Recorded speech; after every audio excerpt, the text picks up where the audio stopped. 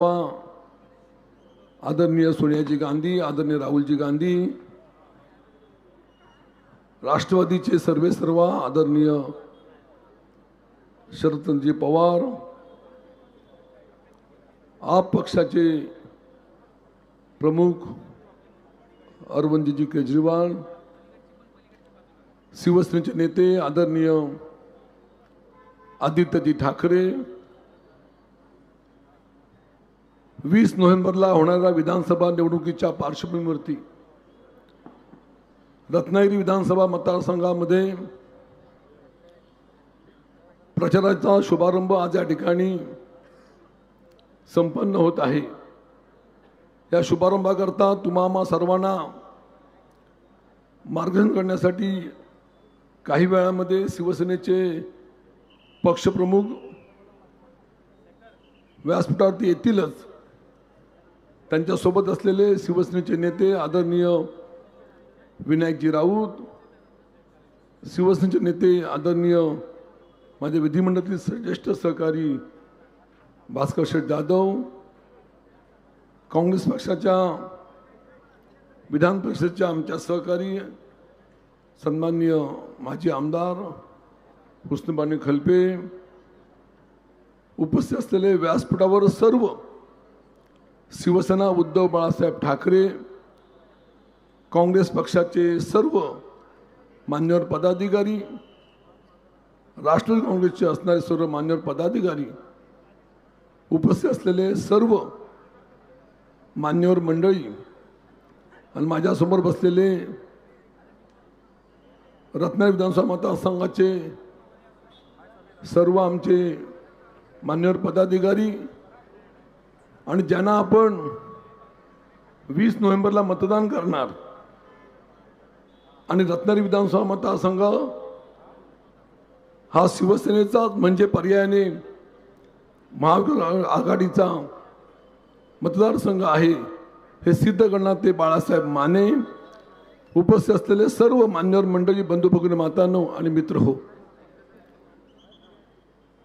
20 November रोजी विधानसभेच्या निवडणुकीचं मतदान होणार आहे। ह्या निवडणुकीच्या पार्श्वभूमीवरती महाराष्ट्रामध्ये महाविकास आघाडी झाली आणि महाविकास आघाडीच्या माध्यमातून शिवसेना उद्धव बाळासाहेब ठाकरे, काँग्रेस आणि राष्ट्रवादी आणि आप अशी संयुक्त गठबंधन झालं आणि रत्नागिरी जिल्ह्यामध्ये गुहागर विधानसभा मतदारसंघासाठी भास्कर शेठ जाधव, रत्नागिरी विधानसभा मतदारसंघासाठी बाळासाहेब माने आणि राजापूर विधानसभा मतदारसंघासाठी राजन साळवी माझ्या नावाची शिवसेना पक्षप्रमुखांनी घोषणा केली आणि ज्या दिवशी या नावांची घोषणा झाली त्या दिवसापासून संपूर्ण जिल्ह्यामध्ये एक भगवा आणि उत्सवाचं वातावरण आम्हाला पाहायला मिळालेलं आहे। 24 तारखेला गुहागरमध्ये भास्कर शेठ जाधवांनी अर्ज दाखल केला, 24 तारखेला राजापूर विधानसभा मतदारसंघामध्ये माझा अर्ज दाखल केला आणि 28 तारखेला रत्नागिरी मतदारसंघ अर्ज बाळासाहेब मानेने दाखल केला। त्या दिवशी तिन्ही मतदारसंघामध्ये महाविकास आघाडीचे जे कार्यकर्ते होते त्यांचा उत्साह पाहिला। तर ज्या दिवशी अर्ज दाखल केला त्या दिवशी तिन्ही उमेदवार आपले निवडून आल्याचं चित्र त्या दिवशी पाहायला मिळालं आणि शिक्कामोर्तब झाला। हा निश्चितपणे त्यावेळेचा संकेत आहे, याचा अभिमान तुम्हाला निश्चितपणे आहे। वंदनीय शिवसेना प्रमुख बाळासाहेब ठाकरे आणि त्यांचं नातं हे कोकणशी फार जुन्या दिवसापासून आहे। शिवसेना प्रमुखांनी शिवसेना ही मुंबईला जन्माला घातली आणि त्यानंतर ती शिवसेना प्रथम वाढली असेल ती कोकणामध्ये वाढली आणि कोकणामध्ये वाढल्यानंतर त्याचं रूपांतर शिवशाहीमध्ये झालं आणि शिवशाहीमध्ये झाल्यानंतर सुद्धा शिवसेना प्रमुखांनी कोकणातल्या नेत्यांना मोठ्या मोठ्या पदावरती बसवलं। ही कोकण जनता विसरलेली नाही आहे आणि म्हणून निवडणुका 20 नोव्हेंबरला मतदान होणार आहे, पण त्याच्या आधीची पूर्वपीठिका म्हटली तर हा संपूर्ण कोकण असेल, हा संपूर्ण जिल्हा असेल, हा शिवसेनेचा बालेकिल्ला आहे. थोडं आपण पाठी वळून पाहिलं तर मागच्या 35 वर्षाच्या कालावधीमध्ये ग्रामपंचायत, पंचायत समिती, जिल्हा परिषद, विधानसभा, लोकसभा ह्या प्रत्येक निवडणुकीमध्ये कोकणवासियांनी शिवसेनेला भरभरून दिलेलं आहे. ह्याची आठवण तुम्हाला निश्चितपणे या ठिकाणी आहे. वेगळं सांगण्याची आवश्यकता या ठिकाणी नाही आहे. आणि म्हणून रत्नागिरी हे माझं माहेर आहे, माहेरघर आहे. रत्नागिरी शहरामधून कारकिर्दी सुरू झाली. रत्नागिरी शहरामध्ये मी एक नगरसेवक, नगराध्यक्ष, शिवसेनेचा जिल्हा प्रमुख अशी राजकीय कारकीर्द करत असताना 2006 साली शिवसेना सोडून गेल्यानंतर राजापूर लांजाच्या विधानसभा मतदारसंघामध्ये शिवसेना प्रमुखाने मला उमेदवारी दिली आणि रत्नागिरी माझं माहेर असलेलं राजू साळवी हा राजापूरला सासरी गेला आणि राजन साळवी झाला. आणि तिथं गेल्यानंतर 2006 सालच्या निवडणुकीमध्ये राजापूर लांजावासियांनी मला तिथं भरभरून मतदान केलं. पण दुर्दैवाने निवडणुकीमध्ये पराभूत झालो असलो तरी त्या राजापूरची माती कपाळी लावून शपथ घेतली होती की भविष्यामध्ये तहयात राजापूर लांजाची सेवा करेन. त्या पद्धतीने 2009 सालची निवडणूक असेल, 2014 सालची निवडणूक असेल, 2019 सालची निवडणूक असेल, ह्या तिन्ही निवडणुकीमध्ये राजापूर लांजावासियांनी मला आमदार बनवलं. ते निश्चितपणे कर्ज माझ्या खांद्यावरती आहे. रत्नागिरीतल्या एका राजू साळवीला राजापूर लांजाने आमदार बनवलं. हा आनंद निश्चितपणे आमच्या सर्व रत्नागिरीच्या हृदयामध्ये होता.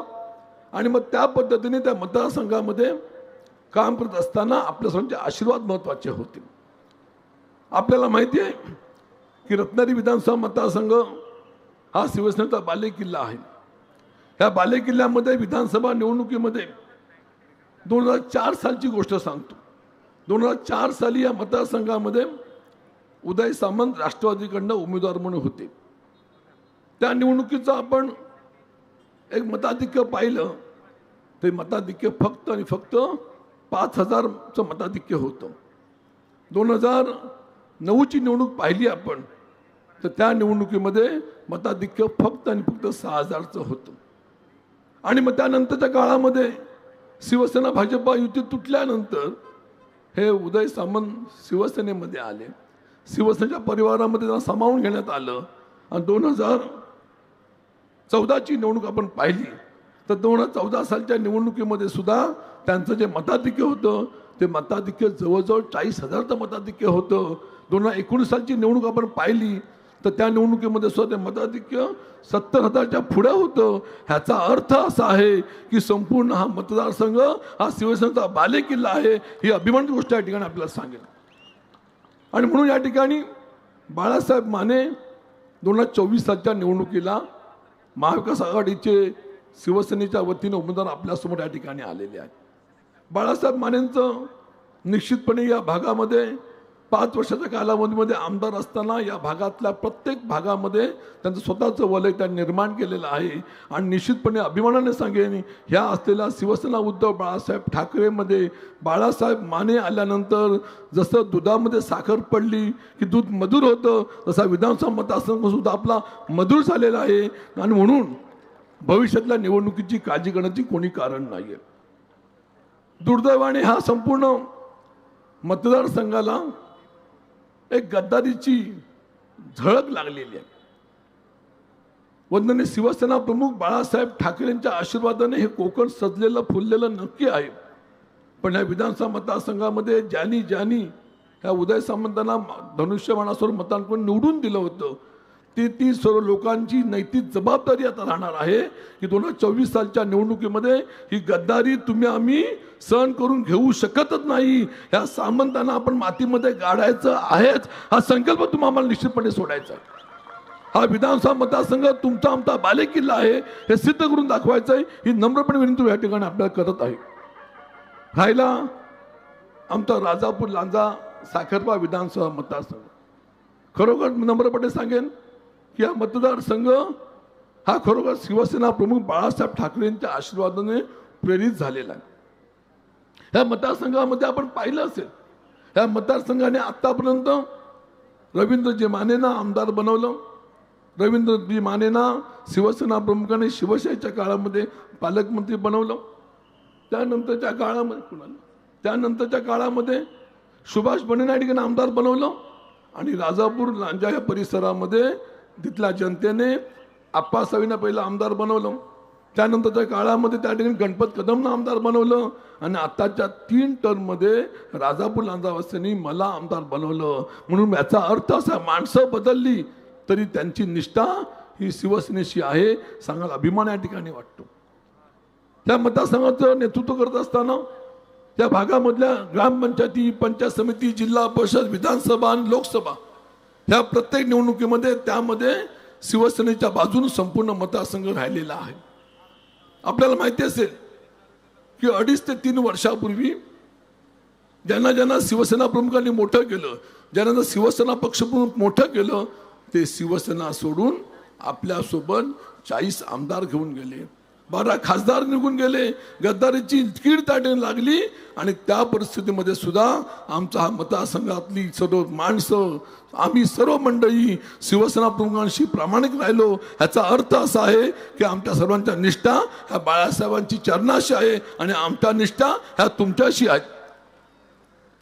आपल्याला माहिती असेल की ह्या शिंदे मिंदे बरोबर आम्ही न गेल्यामुळे माझ्यासारख्या सामान्य एका कार्यकर्त्यावरती, आमदारावरती सुद्धा ज्या पद्धतीने ईडी सारखी, ACB सारखी चौकशी केली, सर्वात दुःखाची गोष्ट आहे. पण त्यावेळेला सुद्धा सांगितलं काही झालं, उद्या जेलमध्ये जायची वेळ आली तर राजन सावी हा शिवसेना प्रमुखांच्या पायाशीच असणार, हे निष्ठावंत म्हणून सांगितलेलं आहे. आणि म्हणून या विधानसभा मतदारसंघामध्ये आताची निवडणुकी वेगळ्या पद्धतीची होणार आहे. आतापर्यंतच्या अनेक निवडणुका आपण पाहिल्या. ह्या निवडणुका होत असताना अनेक निवडणुका आपण जिंकून दिलेल्या आहेत. पण यावेळची आमची राजापूर लांजा विधानसभा मतदारसंघाची निवडणूक ही वेगळ्या पद्धतीची आहे. ह्या विधानसभा निवडणुकीमध्ये पैसा आणि सत्ता विरुद्ध निष्ठा अशा त्याची निवडणूक होणार आहे. आणि आतापर्यंत आपल्याला माहिती आहे की सत्याचा विजय होतो, या निवडणुकीमध्ये सुद्धा निष्ठेचा विजय होणारच, हे आपल्या नम्रपणे या ठिकाणी सांगू इच्छितो. आणि म्हणून मी जास्त वेळ घेणार नाही आहे. या ठिकाणी अनेक मान्यवरांचे विचार ऐकायचे, काही वेळामध्ये उद्धव साहेबांचे तर आगमन होईलच आहे. आणि म्हणून जाता जाता नम्रपणे एवढंच सांगेन की 20 नोव्हेंबर रोजी विधानसभा निवडणुकीचं मतदान होणार आहे. ह्या निवडणुकीकरता संपूर्ण मतदारसंघातले आमचे पदाधिकारी, कार्यकर्ते सज्ज झालेले आहेत. आजपासून निवडणुकीला 15 दिवस राहिलेले आहेत. आणि म्हणून मी नम्रपणे विनंती राहणार आहे, रत्नागिरी विधानसभा मतदारसंघामध्ये ज्या वेळेला आपण मतदानाला जाल त्यावेळेला आपल्या मशीन समोर बाळ उर्फ सुरेंद्र माने असं नाव असेल आणि त्याच्या समोर निशाणी मशाल असेल. राजापूर लांजा विधानसभा मतदारसंघामधले मतदाराच्या जातील मशीन याच्यावरती केंद्रावरती त्यावेळेला सुद्धा त्या ठिकाणी राजन प्रभाकर साळवी आणि समोर मशाल निशाणी असेल, त्या दोन्ही निशाणीवरती बटन दाबा आणि राजन सावींना आणि इथं बाळासाहेब निवडून द्या अशी नम्रपणे विनंती करतो आणि तूर्त थांबतो. जय हिंद, जय महाराष्ट्र. जोरदार जरा घोषणा द्यायची आहेत. हिंदू हृदय सम्राट शिवसेना प्रमुख बाळासाहेब ठाकरे यांचा जय भवानी, जय भवानी. यानंतर या बुलंद आवाजामध्ये आपल्या सर्वांची जी बुलंद तोप, ज्यांचे विचार ऐकण्याकरता आपण आतुरलेले असतो, असे शिवसेना नेते भास्कर शेठ जाधव साहेब यांना मी विनंती करतो की आपले प्रखर विचार हे आम्हाला ऐकण्याकरता.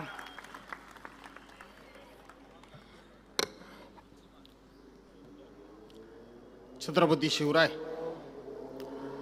हिंदू हृदय सम्राट शिवसेना प्रमुख माननीय बाळासाहेब ठाकरे, आपल्या घटनेचे शिल्पकार भारतरत्न डॉक्टर बाबासाहेब आंबेडकर यांना अभिवादन करतो. महाविकास आघाडीचे सर्वच वरिष्ठ नेते, त्याचबरोबर व्यासपीठावर उपस्थित असलेले या मतदारसंघाचे माजी खासदार, शिवसेना नेते श्री विनायकजी राऊत, या जिल्ह्याचे माजी पालकमंत्री श्रीयुत मानेसाहेब, काँग्रेस पक्षाच्या नेत्या आणि माजी आमदार हुस्नबानू खलिफे मॅडम, राष्ट्रवादी काँग्रेस पक्षाचे नेते आणि माजी आमदार श्रीयुत रमेशराव कदम, व्यासपीठावर उपस्थित असलेली महाविकास आघाडीची सर्वच नेते मंडळी, पत्रकार मित्र, विधिमंडळात पत्रकार मित्र आणि मोठ्या संख्येनं उपस्थित असलेल्या बांधवांनो, भगिनींनो आणि सहकारी मित्रांनो, 20 तारखेला विधानसभेची निवडणूक होणार आहे आणि या 20 तारखेला आपणा सर्वांना एक पवित्र कार्य करायचं आहे, एक राष्ट्रीय कर्तव्य बजावायचं आहे, गद्दारी मातीमध्ये गाडायची आहे, मशाल पेटवून सर्वांच्या जीवनामध्ये त्या ठिकाणी एक निष्ठेचा प्रकाश पाडायचा आहे आणि त्याकरता म्हणून 20 तारखेला आपण सर्वांनी आपली बाकी सगळी कामं बाजूला सारा, मतदारसंघामध्ये किंवा मतदान केंद्रावर आपल्याला कोण न्यायला येतोय याची वाट न बघता राजापूरमध्ये जा, तिथे राजन साळवींच्या मतदारसंघाच्या नावासमोर मशाली निशाणी दिसेल. रत्नागिरीमध्ये मतदान केंद्रावर जा, तिथं सुरेंद्र उर्फ बाळ माने यांच्या नावासमोर मशाली निशाणी दिसेल. चिपळूणमध्ये जा, तिथे प्रशांत यादव यांच्या नावासमोर तुतारी घेतलेला माणूस दिसेल. गुहागरमध्ये या, तिथं भास्कर जाधव मशाल घेतलेला असेल. खेड दापोलीमध्ये जा, तिथं संजय कदम यांच्या नावावर मशाल असेल. त्याच्या समोरची बटणं दाबून आम्हाला हजारो मतांनी विजयी करा असा आग्रह आणि विनंती करण्याकरता म्हणून मी या ठिकाणी उभा आहे. बांधवांनो, भगिनींनो, आदरणीय उद्धव साहेबांची सभा ही जरी फक्त आणि फक्त या इथं रत्नागिरी आणि राजापूर विधानसभा मतदारसंघासारखा होत असली तरी सुद्धा ही संपूर्ण सभा रत्नागिरी जिल्ह्यामध्ये जे म्हणून महाविकास आघाडीचे उमेदवार उभे आहेत त्या उमेदवारांना निवडून देण्याकरता म्हणून आजची ही सभा उद्बोधक ठरणार आहे. आजची ही सभा मार्गदर्शक ठरणार आहे आणि आजच्या सभेच्या निमित्तानं आपणा सर्वांना हे पवित्र कर्तव्य पार पाडावंच लागणार आहे. ही पार पाडण्याची जबाबदारी आज आपली सर्वांची आहे. मागच्या झालेल्या 2, 3, 4 महिन्यापूर्वी लोकसभेची निवडणूक झाली आणि या लोकसभेच्या निवडणुकीमध्ये एक आवाज दिला गेला की इस बार 400 पार, इस बार 400 पार. पण या सह्याद्रीच्या एका सुपुत्राचा आवाज घुमला की इस बार 400 पार नाही तर इस बार तडीपार. आणि तो आवाज होता पक्षप्रमुख उद्धव बाळासाहेब ठाकरे यांचा. आज तोच आवाज पुन्हा महाराष्ट्राला साथ घालतोय, पुन्हा महाराष्ट्राला साथ घालतोय.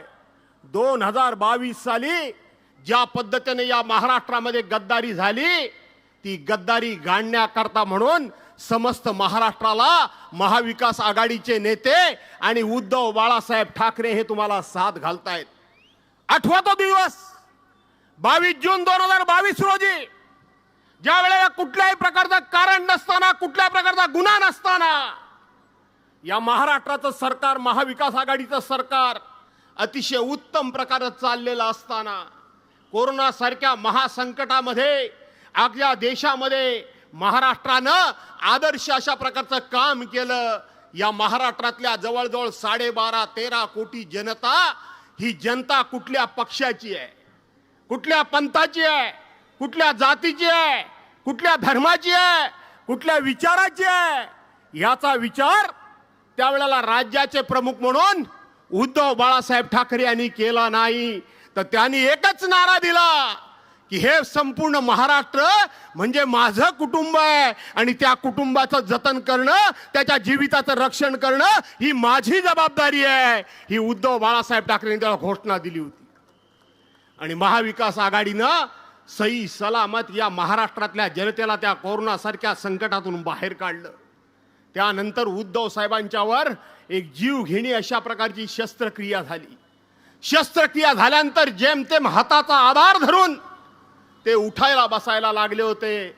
खरं तर मित्रांना असं वाटलं होतं की आता उद्धव साहेब कधी उठू शकणार नाहीत, पण ते उठायला बसायला लागले आणि कारभार करू लागले. त्याच वेळेला त्यांच्याच लोकांनी त्यांच्याशी गद्दारी केली. 40 जणांनी त्या 40 जणांमध्ये 9 मंत्री होते. त्यातला एक मंत्री ह्या रत्नागिरीतला होता की नव्हता? एक मंत्री ह्या रत्नागिरीतला सुद्धा होता. अरे ज्यांना मंत्रीपद दिली तिकडे दीपक केसरकर असतील, नाहीतर इकडे उदय सामंत असतील. उदय सामंतांना मला प्रश्न विचारायचा आहे. आज उदय सामंत सकाळ संध्याकाळ उद्धव बाळासाहेब ठाकरेंच्यावर टीका करतात, आदित्य साहेबांच्यावर टीका करतात. ज्या वेळेला हे शिवसेनेमध्ये उद्धव साहेबांबरोबर होते, त्यांच्या मंत्रिमंडळामध्ये होते, त्यावेळेला त्यांच्यावर कधी जर सिंधुदुर्गातून वगैरे टीका झाली तर त्यावेळेला हे कधी उत्तर देत होते का?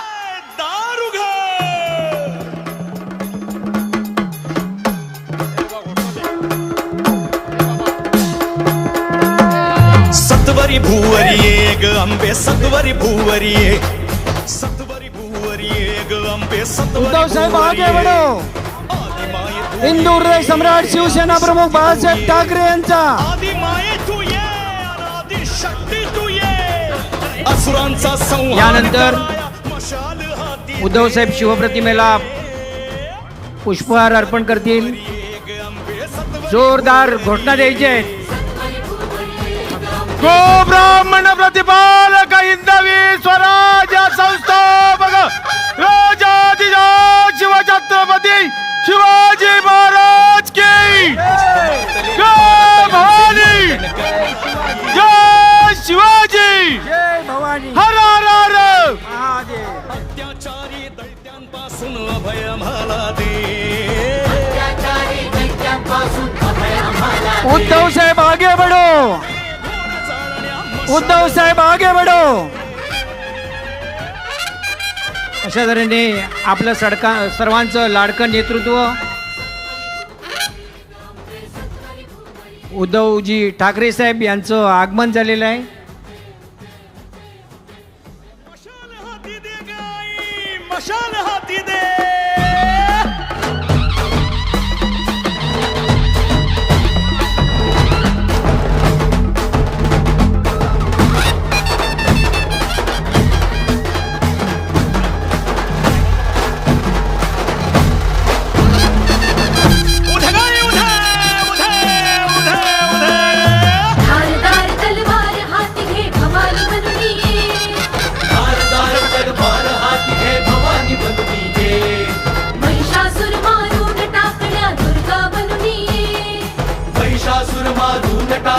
दुर्गा बनून ये, शुंभ निशुंभ विनाश करण्या जगदंबे तू ये.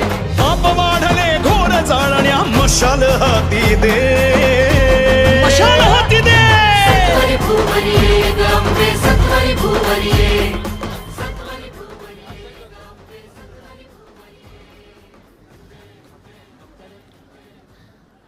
आणि म्हणून दीपक केसरकर असतील, उदय सामंत असतील, आज सकाळ संध्याकाळ पोपटासारखे बोलतात.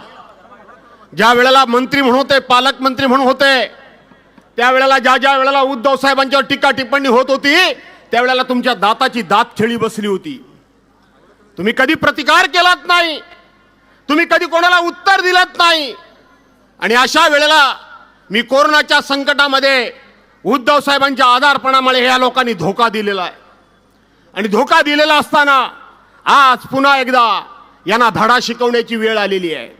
धडा शिकवण्याची वेळ आलेली आहे. बांधवांनो, भगिनीनो, मी या ठिकाणी जाहीरपणे सांगतो की 40 आमदार आणि 13 खासदार सोडून गेले, सगळे सोडून गेले. पण एक अभिमान तुम्हाला सांगतो, एक ठाकरी बाणा तुम्हाला सांगतो, उद्धव साहेबांचा लढवयापणा सांगतो. या 13 खासदारांनी 40 आमदारांनी पुन्हा पुन्हा आम्हाला परत घ्या म्हणून नाना तऱ्हेची आरजाऊ केली, पण उद्धव साहेबांनी आपला ठाकरी बाणा दाखवला. एकालाही परत घेतलं नाही, एकालाही परत घेतलं नाही. कारण शेवटी ही गद्दारी केवळ शिवसेनेजवळ नव्हती, ही गद्दारी केवळ उद्धव साहेबांजवळ नव्हती, तर ही गद्दारी तमाम महाराष्ट्राबरोबर होती. महाराष्ट्राबरोबर होती की नव्हती? आणि म्हणून याचा जब विचारण्याचा, यांना धडा शिकवण्याची जबाबदारी आता महाराष्ट्राची सुद्धा आहे. ही महाराष्ट्राची आहे. परवांच्या दिवशी या जिल्ह्याचे पालकमंत्री उदय सामंत हे गुहागरमध्ये गेले.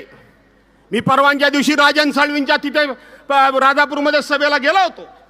तिथं जे काय बोलायचं थोडंफार बोललो, परंतु गुहागरमध्ये गेले होते आणि तिथं उदय सामंतांनी फार मोठ्या अशा पद्धतीचा, तत्वाचा, फार मोठ्या निष्ठेचा आणि कुणबी समाजाचा त्या ठिकाणी आम्ही कसा सर का मग चला त्या ठिकाणी आम्ही कुणबी समाजाचा कशा पद्धतीनं बाजू घेतो हे सांगण्याचा आव्हानला. काय सांगितलं की गुहागरमध्ये आम्ही त्या ठिकाणी राजेश बेंडल नावाच्या माणसाला माझ्या समोर कुणबी समाजाचा उमेदवार दिला आणि आम्ही तिथं हतनकर साहेब जे होते या जिल्ह्याचे माजी मंत्री, त्यांचा आम्ही सन्मान केला.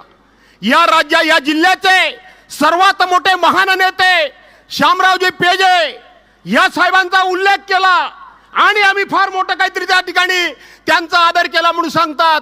उदय सामंत, तुम्ही माझ्या मतदारसंघात जाऊन भाषण केलं तर गाठ माझ्याशी आहे, गाठ माझ्याशी आहे. माझा प्रश्न इथं राजन साळवी उभे आहेत. अरे ज्या राजापूरमध्ये तुम्ही हातणकरांचा साहेबांचं नाव घेतलं, तिथं आपल्या भावाला का उभा केलात? का हातणकरांच्या समाजाला तिथं संधी दिलीत नाही? का हातणकर साहेबांच्या नातेवाईकाला तुम्ही संधी दिलीत नाही? सगळं ढोंग आहे. इथं तुम्ही 5व्यांदा निवडणूक लढवताय. तुम्हाला जर खरोखर शामराव पेजे साहेबांचा आदर वाटत असेल तर तुम्ही सांगायला पाहिजे होतं की मी 5व्यांदा निवडणूक लढवत नाही, मी गद्दारी केलेली आहे. इथं शामराव पेजे साहेबांचा कोणीतरी एखादा नातेवाईक नाहीतर त्यांच्या समाजातल्या माणसाला मी जागा सोडतो तर तुम्ही या ठिकाणी मान्य केलं असतं. हे नाटकी ढोंग तुमची बंद करा, हे नाटकीपणा तुमचा बंद करा. तुम्ही कुठल्याही अर्थानं या महाराष्ट्रातल्या किंवा या मतदारसंघातल्या जनतेचा विश्वासाला पात्र राहिलेले नाहीत, कुठल्याही अर्थानं पात्र राहिलेले नाहीत. इथं आता उद्धव साहेब आल्यामुळे मी विस्तारानं बोलू शकत नाही, परंतु तुम्ही कुठल्याही अर्थानं पात्र राहिलेले नाहीत. राजन साळवी सारखा प्रामाणिक एक सहकारी, तुमची जबाबदारी आहे. राजापूरकरांची जबाबदारी आहे की इथं पैसा जिंकेल की निष्ठा जिंकेल हे ठरवणारी ही निवडणूक आहे. मला वाटतं ही निष्ठा जिंकेल. राहिला प्रश्न बाळमाने, उशीर केलात. उद्धव साहेबांचं तुमच्यावर मनापासून प्रेम पहिल्यापासूनच होतं. ते मला सारखे विचारायचे, बाळ काय म्हणतोय, बाळ काय म्हणतोय. म्हटलं बाळ रांगतोय. बाळ म्हटलं अजून रांगतोय. बाळासाहेब आणि भारतीय जनता पार्टीला नम्रपणे विनंती करायची आहे की आज 1989 साली शिवसेना आणि भाजपाची आमची युती झाली. आज ज्यांच्याबरोबर तुम्ही मैत्री केलीत त्यांनी तुम्हाला रत्नागिरी जिल्ह्यातून पार संपवून टाकलं, तुमची निशाणी संपवली. तुम्हाला एकही उमेदवार दिला नाही, एकही जागा तुम्हाला दिली नाही. पण हिंदुहृदय सम्राट शिवसेना प्रमुखांनी ज्या काळामध्ये शिवसेना एकदम टॉपला होती, त्यानंतर उद्धव साहेबांच्या कारकिर्दीमध्ये शिवसेना टॉपला होती, पण उद्धव साहेबांनी त्यावेळेला माननीय अटल बिहारी वाजपेयी साहेबांची भाजपा पाहिलेली आहे, लालकृष्ण अडवाणी साहेबांची भाजपा पाहिलेली आहे, प्रमोद महाजनांची भाजपा पाहिलेली आहे, विजयराजे शिंदेची भाजपा पाहिलेली आहे, सुषमा स्वराजांची भाजपा पाहिलेली आहे, मुरली मनोहर जोशी यांची भाजपा पाहिलेली आहे, गोपीनाथ मुंडेंची भाजपा पाहिलेली आहे आणि वसंतराव भागवतांची सुद्धा भाजपा पाहिलेली आहे. त्यामुळं सातत्यानं भाजपाचा आदर हा शिवसेना प्रमुख आणि उद्धव साहेबांनी कायम केला. आणि म्हणून यांच्यापेक्षा आम्ही तुम्हाला जवळचे आहोत. आम्ही तुम्हाला जवळचे आहोत. 1989 सालापासून तुमच्या प्रत्येक आंदोलनामध्ये आम्ही सगळे सहभागी झालेलो आहोत. आणि म्हणून काय असेल वरच्या लेवलला काय वाद झाले असतील ते विसरा आणि 5 ठिकाणी या ठिकाणी उद्धव साहेबांचे उमेदवार निवडून द्या असं कळकळीचं आव्हान तुम्हाला पण करून टाकतो. तुम्हाला पण करतो कळकळीचं आव्हान. उद्धव साहेबांचे उमेदवार निवडून द्या अशी विनंती करतो. बांधवांनो भगिनीनो, इथं बराच काही गोष्टी या ठिकाणी बोलण्यासारख्या आहेत. बोलू शकतो. मला वाटतं बाळासाहेबांनी जर बोलवलं, बंड्या साळवींनी बोलवलं, राजू माडकांनी जर मला बोलवलं काय येतोच रत्नागिरीत, सापच करून टाकतो. मला पण भारी खुजली असते, नायाशातला भाग नाही अजून, आणि म्हणून सापच करून टाकतो. राजन साळवी तुमच्याकडे येणारच आहे. मी पुढे गेले नाही बोलवलं तरी येणार आहे. मी खान जाऊन खरूच काढायला तिथं येणारच आहे मी. आणि म्हणून इथं शेवटचे फक्त दाता विनंती करतो. सगळ्या जाती धर्माचे लोक तुम्ही आहात. आज उद्धव साहेबांच्यावर सर्वांचा विश्वास आहे. सर्वांचा विश्वास आहे. विशेष करून उद्धव साहेबांचा विश्वास एवढ्या करताय की शेवटी उद्धव साहेबांनी आज जे काही सगळी भूमिका घेतलेली आहे, जी हिंदुत्वाची भूमिका घेतलेली आहे, ती प्रबोधनकार ठाकरे या साहेबांची त्यांनी भूमिका घेतलेली आहे आणि ती उभ्या महाराष्ट्रानं स्वीकारलेली आहे. सगळ्या जाती धर्माच्या लोकांनी स्वीकारलेली आहे. शिवसेना प्रमुखांचा उदार दृष्टिकोन हा सर्वांनी स्वीकारलेला आहे. आणि राज्याचा मुख्यमंत्री म्हणून सर्वांना समान वागणूक कशी दिली जाते ते उद्धव साहेबांनी उभ्या महाराष्ट्राला दाखवून दिलेलं आहे. त्यामुळे त्यांच्यावर सर्वांचा विश्वास आहे. आणि म्हणून संजय कदम असतील, आज एका बलाढ्य ताकदीसमोर लढतायत. माझी काय काळजी करू नका. माझी काळजी वाटते काय तुम्हाला? कोणालाही उभा करू द्या. असा लोलवतो ना की पुन्हा आयुष्यात कधी उभाच राहणार नाही, असाच करून टाकतो. त्यामुळे माझी काय काळजी तुम्ही करू नका. पण संजय कदमांची त्या ठिकाणी मशाली निशाणी आहे. माझी निशाणी मशाल आहे. प्रशांत यादवची घे बाबा तुतारी घेतलेला माणूस ही निशाणी आहे. या ठिकाणी बाळमानेंची निशाणी ही आमची मशाल आहे. आणि माझ्या राजन साळवीची निशाणी ही मशाल आहे. त्याच्यासमोर बटन दाबून 23 तारखेला मिरवणुकीनं ह्याही दुपटीनं या असं आव्हान करतो आणि विनंती आपली सर्वांची रजा घेतो. जय हिंद, जय महाराष्ट्र. धन्यवाद साहेब. यानंतर आपल्या सर्वांचं लाडकं कणखर संयमी नेतृत्व म्हणून ज्यांच्याकडे आपण पाहत आलो असे आपले शिवसेना नेते खासदार विनायकरी राऊत साहेब, यानंतर आपलं सर्वांचे उमेदवार बाळासाहेबजी माने साहेब यांना मी विनंती करतो की त्यांनी आपले विचार व्यक्त करावेत.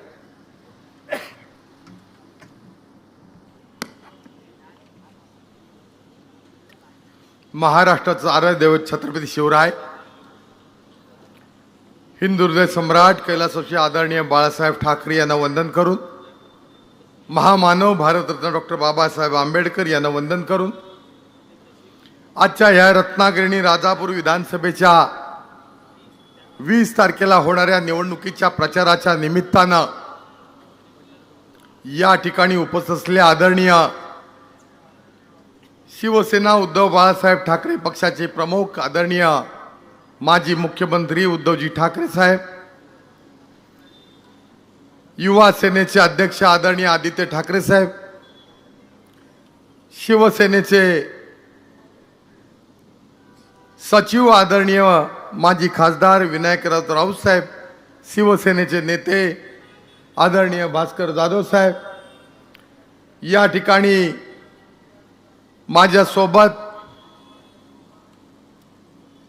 निवडून येणारे राजापूरचे आमदार राजन साळवी साहेब, चिपळूण विधानसभा मतदारसंघातून आदरणीय शरदचंद्र पवार साहेबांचं पक्षाचे सन्मान्य प्रशांतजी यादव, मंचावरील सन्माननीय आमदार मिलिंदजी नार्वेकर, माजी आमदार हुस्नबानूजी खलिपे, माजी आमदार रमेशराव कदम, आमचे सगळ्यांचेच लाडके माजी मंत्री आदरणीय रवींद्रजी चव्हाण साहेब, माजी आमदार माझे सहकारी मित्र सन्मान्य सुभाषराव बने साहेब, या रत्नागिरीचं ज्यांनी नेतृत्व केलं ते राष्ट्रवादी काँग्रेसचे माझे मित्र सन्माननीय नगराध्यक्ष मिलिंदजी कीर, शिवसेनेचे सहसंपर्क प्रमुख माजी जिल्हा परिषद अध्यक्ष माझे मित्र राजेंद्रजी महाडिक, शिवसेनेचे यशस्वी जिल्हा प्रमुख आदरणीय माझे मित्र सन्माननीय विलासजी चाळके, आपल्या रत्नागिरी तालुक्याची शिवसेनेची धगधगती तोफ असलेले माजी नगराध्यक्ष माझे मित्र सन्माननीय प्रदीप उर्फ बंड्याशेठ साळवी, या शहराचे शहर प्रमुख सन्मान्य साळुंखे, ज्येष्ठ नेते सन्माननीय प्रमोद शेरे, राष्ट्रवादी शरदचंद्र पवार काँग्रेसचे नेते माझे सहकारी मित्र बशीरभाई मुर्तुजा, राष्ट्रीय काँग्रेस पक्षाचे सगळे पदाधिकारी, महाविकास आघाडीचे सगळे सन्माननीय पदाधिकारी, मोठ्या संख्येनं या ठिकाणी उपस्थित असले रत्नागिरी राजापूर मतदारसंघातील मतदार बंधू भगिनी आणि माझ्या पत्रकार मित्रांनो, आज या ठिकाणी रत्नागिरी संगमेश्वर विधानसभा मतदारसंघातून शिवसेना उद्धव बाळासाहेब ठाकरे पक्षाच्या मशाल निशाणेवरती आज मी या ठिकाणी आशीर्वाद मागण्याकरता उभा आहे. मला आज या ठिकाणी उद्धव साहेब या ठिकाणी आठवण येते, ज्या शिवसेना प्रमुखांनी 1990 सालामध्ये प्रमोद महाजन कैलासवासी यांच्या सोबतीनं या महाराष्ट्रामध्ये एक वेगळा विचार दिला आणि तो विचार घेऊन गेल्या 35 वर्षातली 30 वर्ष उद्धवजी मी प्रामाणिकपणानं शिवसेना प्रमुखांचे विचार या जिल्ह्यामध्ये रुजवण्याचा मी प्रयत्न केला. 1995 साली आदरणीय शिवसेना प्रमुख बाळासाहेब ठाकरे यांच्या आशीर्वादानं, यांच्या स्वप्नातली प्रमोद महाजन यांच्या सहकार्यानं भारतीय जनता पार्टी बरोबर आपण शिवशाहीची राजवट आणली. रवींद्रजी माने मंत्री झाले. सर्व शिवसेना भाजपचे कार्यकर्ते असणारे आमदार झाले. आमदार विनय नातू गुहागरमध्ये माझ्यासोबत आमदार झाले. मी रत्नागिरीमधून आमदार झालो. त्यापूर्वी तात्यासाहेब नातू भारतीय जनता पार्टीचे शिवसेना युतीचे आमदार अनेक वर्ष होते. शिवाजीराव गोताड या ठिकाणी आमदार होते. आप्पासाहेब गोगटे या ठिकाणी होते.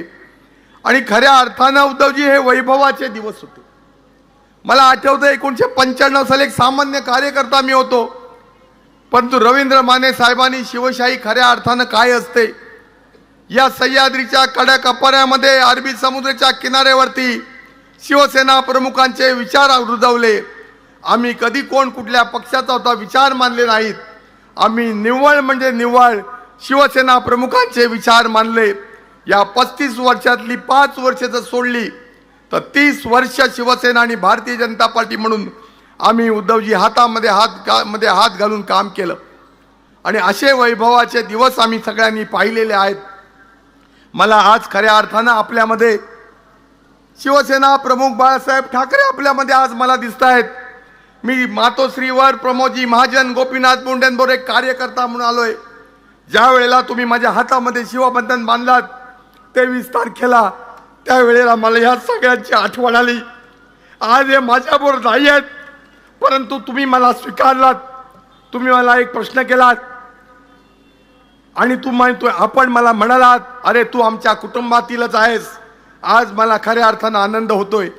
मी शिवसेना प्रमुखांच्या त्या सिंहासनावर नतमस्तक झालो आणि ठरवलंय अपुरं राहिलेलं स्वप्न रत्नागिरीयांचं पुरं करायचं. मी फार बोलत नाही, आपले विचार ऐकण्याकरता आहात. गेल्या 20 वर्षामध्ये काय झालं ते मी बोलणार नाही आहे, ते सगळ्या जनतेला माहिती आहे. आणि आपण मला बोलवलं त्यापूर्वी मी रत्नागिरीकरांना हात घातली होती, तुम्हाला काय पाहिजे. रत्नागिरीकरांनी मला सांगितलं आम्हाला बदल पाहिजे.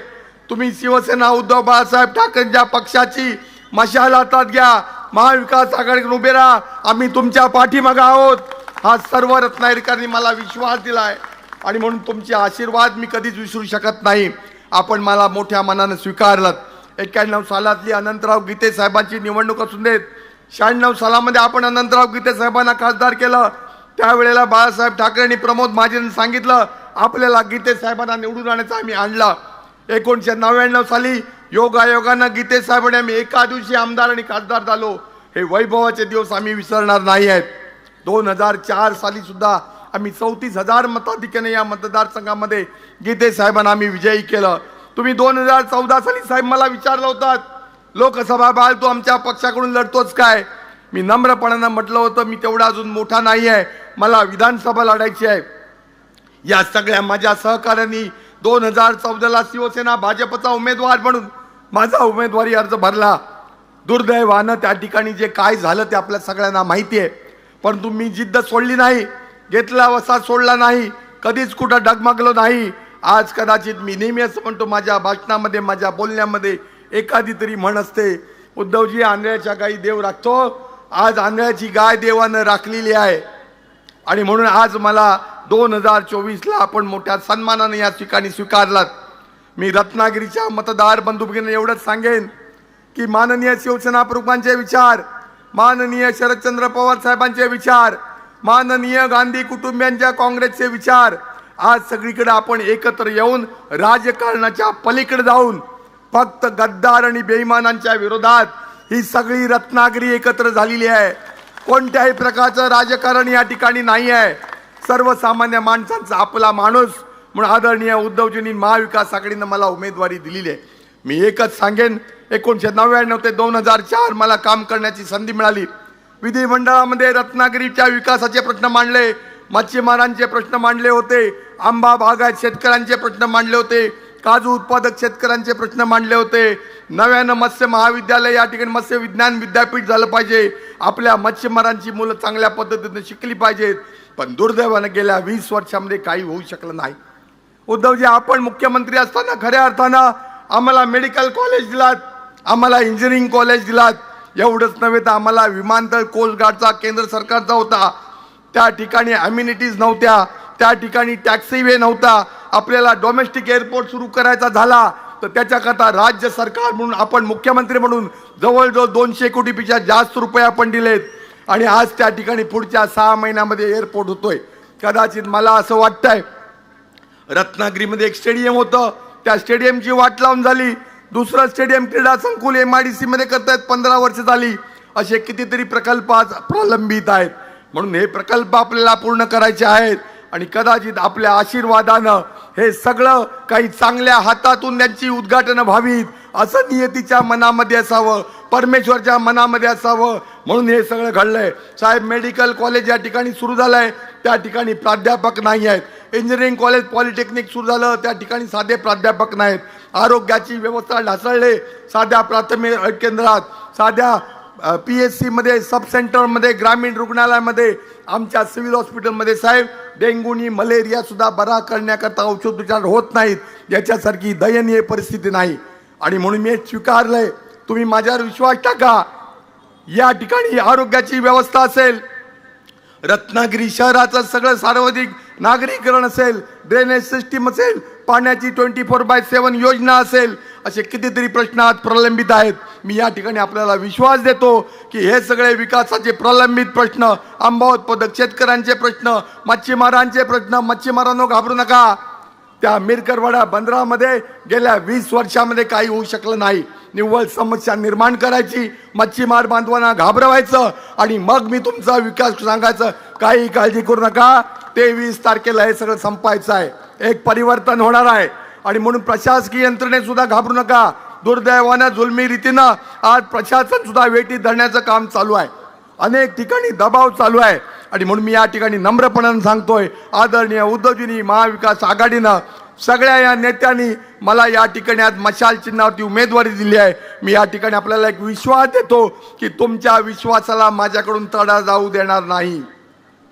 मी कुठून सुरतवरनं गुवाहाटीला जाणार नाही, मी कुठेही बेईमानी करणार नाही, कारण माझ्या बापानं मला इमान शिकवलंय, त्या इमानाशी मी प्रामाणिक राहीन एवढा या ठिकाणी विश्वास देतो. अनेक ठिकाणी अनेक विषय चालू आहेत. आज लोकांच्या दारामध्ये साहेब काही मंडळी जात आहेत. आमचे मिलिंदकीर नगराध्यक्ष होते, बंड्याकीर नगराध्यक्ष होते. एकच मुद्दा मी सांगतो, पत्रकार मित्रांनो जरा लक्ष द्या. अशोकराव मयेकर नगराध्यक्ष होते. 2004 ते 14 या काळामध्ये आम्ही साधं सोपं साहेब म्हटलं होतं, आदरणीय प्रमोदजींचं निधन झालं होतं.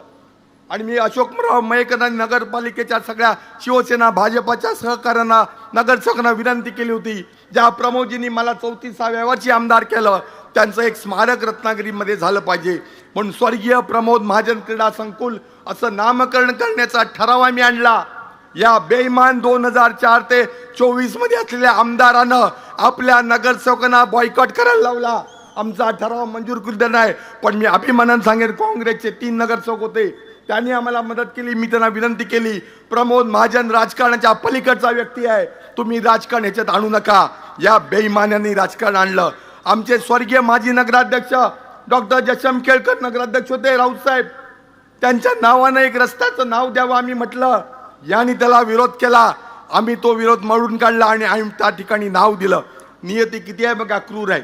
आज दरवाजे चाटतायत, आज उंबरटे झिजवत आहेत, मला मत द्या, मला मत द्या. अरे आठवत नाही का तेव्हा डॉक्टर जयशंकर केळकर कोण होते?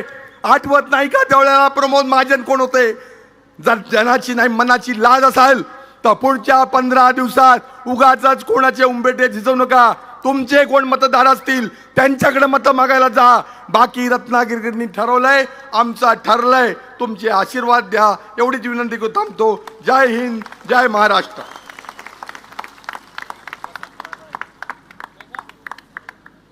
रत्नागिरी विधानसभा मतदारसंघाचे शिवसेना उद्धव बाळासाहेब ठाकरे आणि महाविकास आघाडीचे उमेदवार आणि उद्याचे आमदार बाळ माने यांच्या प्रचारार्थ उद्धवसाहेब या ठिकाणी आलेले आहेत.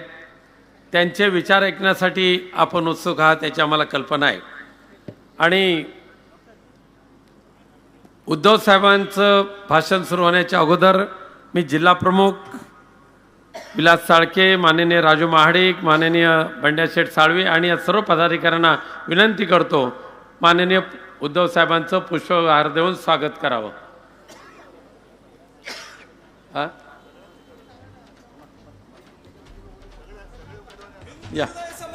या ठिकाणी राजापूरचे उमेदवार राजन साळवी आहेत, चिपळूण संगमेश्वरचे उमेदवार प्रशांत यादव आहेत. सर्वांचंच मनापासून स्वागत. हिंदू हृदय सम्राट शिवसेना प्रमुख बाळासाहेब ठाकरे यांचा उद्धव साहेब आगे बढ़ो, उद्धव साहेब आगे बढ़ो.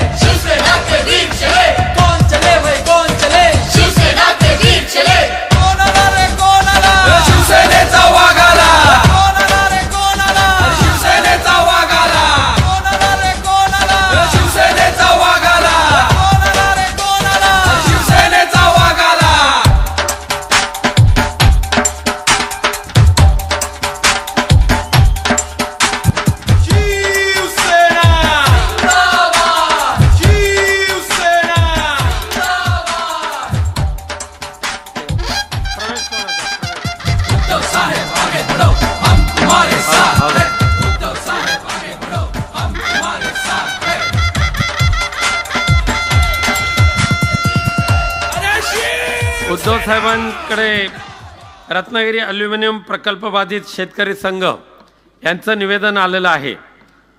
जवळजवळ 1967 साली 1200 एकर जमीन फक्त 40 रुपये गुंठेने घेतली आणि त्या ठिकाणी कोणताही विकास झाला नाही. आजही ती जमीन पडीक आहे. तिथल्या ग्रामस्थांची म्हणणं आहे, विनंती आहे, उद्धव साहेबांच्या नेतृत्वाखालचं महाराष्ट्रातलं भविष्यातलं सरकार आल्यानंतर आम्हा शेतकऱ्यांना पुन्हा एकदा ती जमीन मिळावी. त्याचबरोबर वाटद MIDC शेतकरी संघर्ष समिती यांचं सुद्धा निवेदन आलेलं आहे. त्यांचं म्हणणं आहे की ज्या वेळेला वाटद MIDC रद्द करायची मागणी उद्धवजी ठाकरे साहेब ज्यावेळेला मुख्यमंत्री होते त्यावेळेला मागणी केली आणि मुख्यमंत्र्यांच्या आदेशान्वये, मुख्यमंत्री उद्धवजी ठाकरेंच्या आदेशान्वये तत्कालीन MIDC मंत्री सुभाष देसाई साहेब यांनी वाटद MIDC रद्द केली.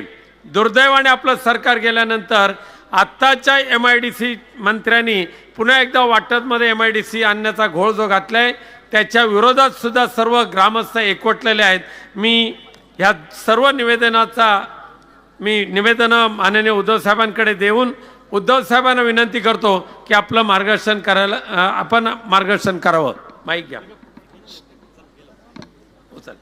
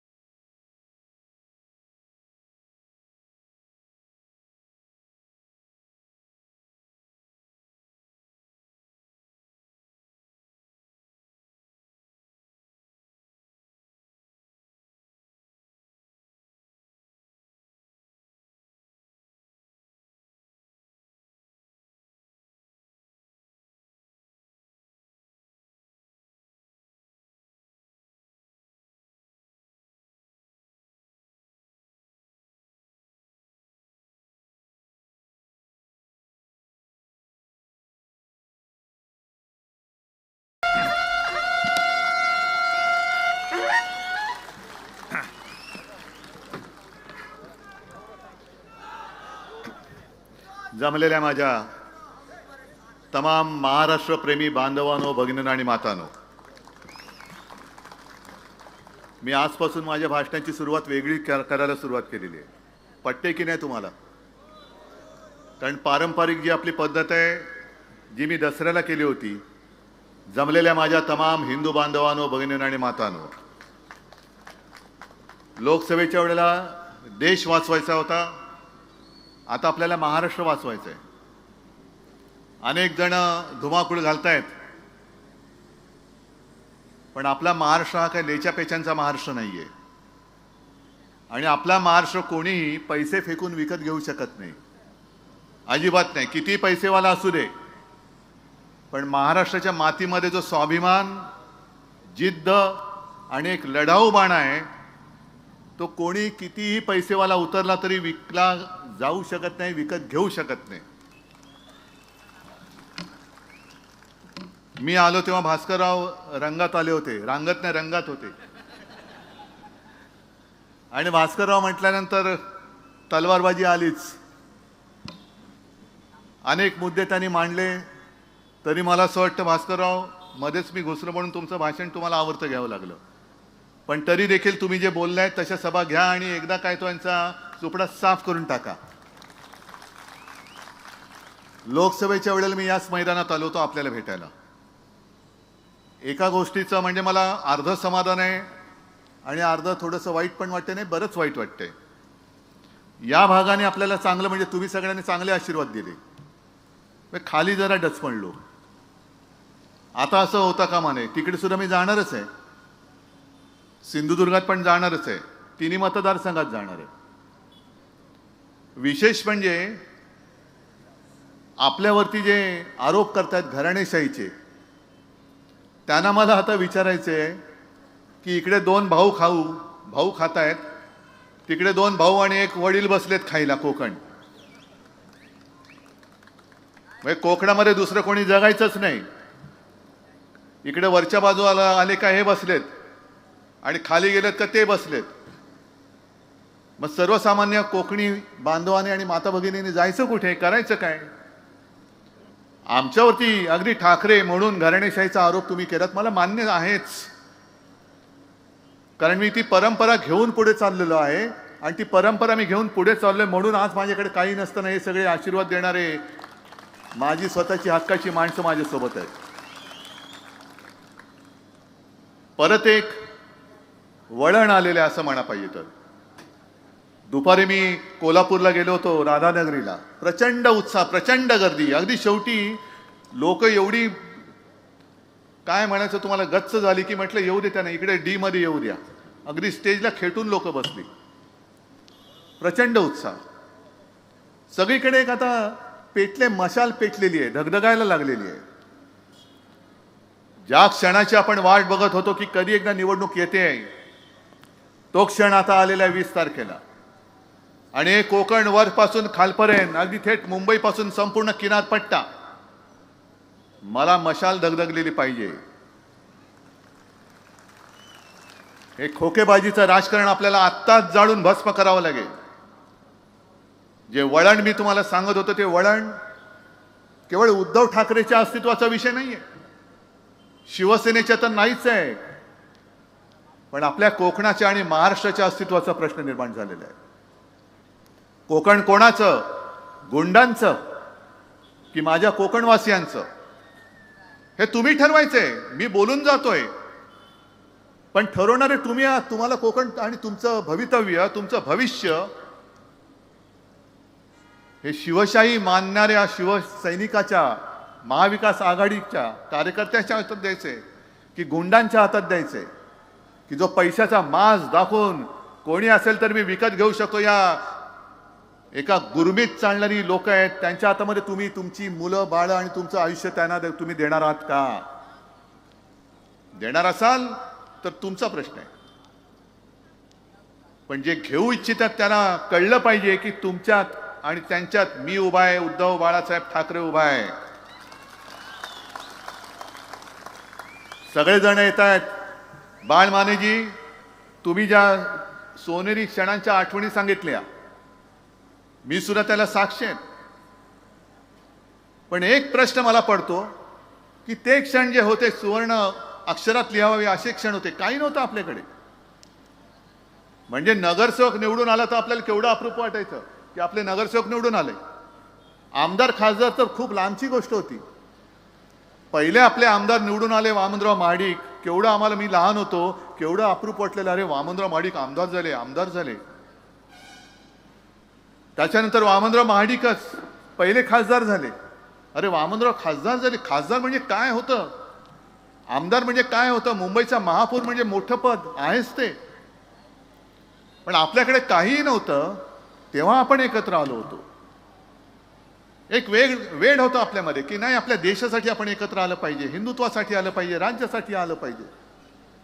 लढत लढत लढत म्हणजे हा लढा कधी संपतोय की नाही, अशा परिस्थितीमध्ये शिवसेना आणि भारतीय जनता पक्ष एकत्र राहिली होती. मग अशी भारतीय जनता पक्षाला काय अवदसा सुचली की ते जे काय होतं उद्दिष्ट गाठल्यानंतर तुम्ही संकट काळात तुमच्या सोबत राहिलेल्या शिवसेनेला बाजूला सारून टाकले.